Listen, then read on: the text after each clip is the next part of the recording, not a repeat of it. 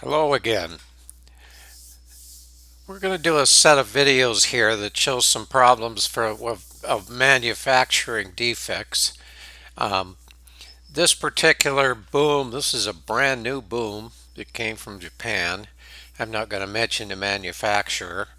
It was being prepped by a contractor to install a thumb, and part of that manufacturer's requirements was to add plate to the outside of the boom.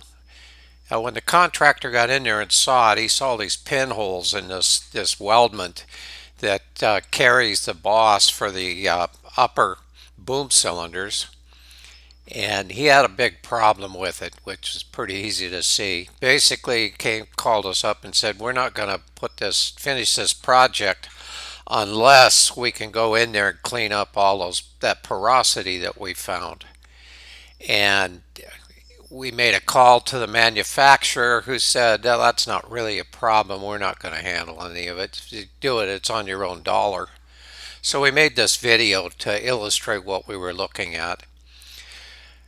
So as you can see, we had them run a carbon arc on it. You can see the pinholes in this thing. The carbon arc went down. And this was to expose it. The thing went down about 5/32 of an inch or a little more. And this here just shows the depth of it and then the amount of it as far how far it went around this particular weldment.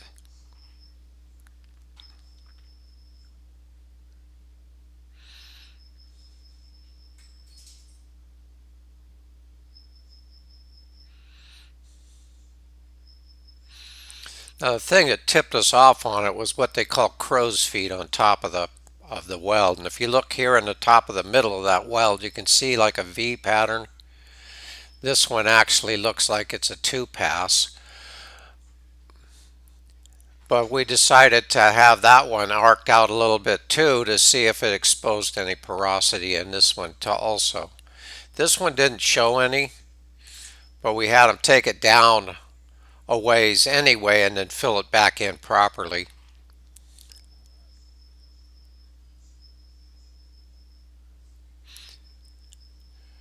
Here you can see what it looked like after it was air arced out.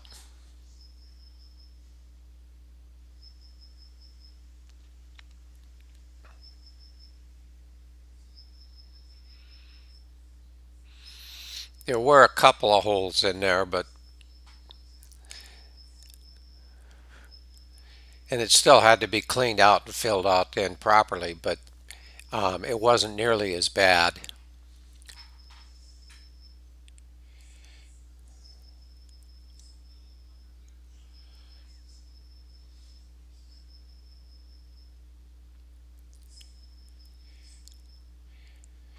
Now, once you find a bad weld on something like this, particularly a brand new machine, it's never been worked even, and you go out and you start inspecting all the rest of the welds. And this is another one that showed up that was pretty unsatisfactory in our eyes.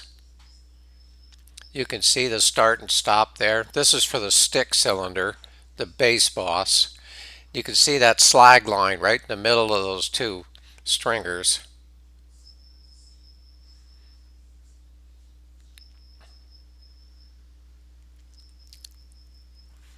There's another start and stop.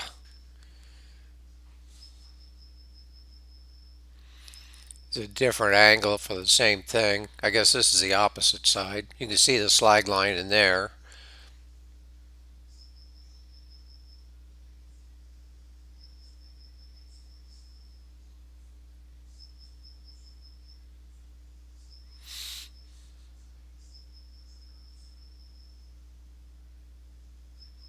There's another start and stop.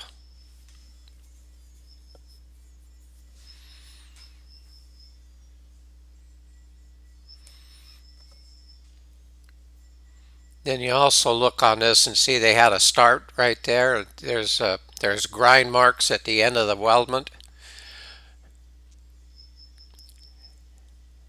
Then we come to the other side, and this one's on the outside. You can see there's a start and a stop, a couple of starts and stops.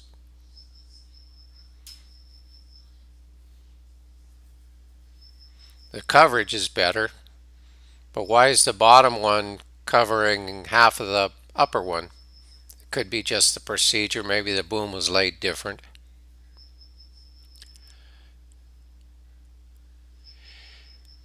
Then if you look at the top here, you can see that that was pretty messy. So anyway, we sent that into the manufacturer for some warranty coverage.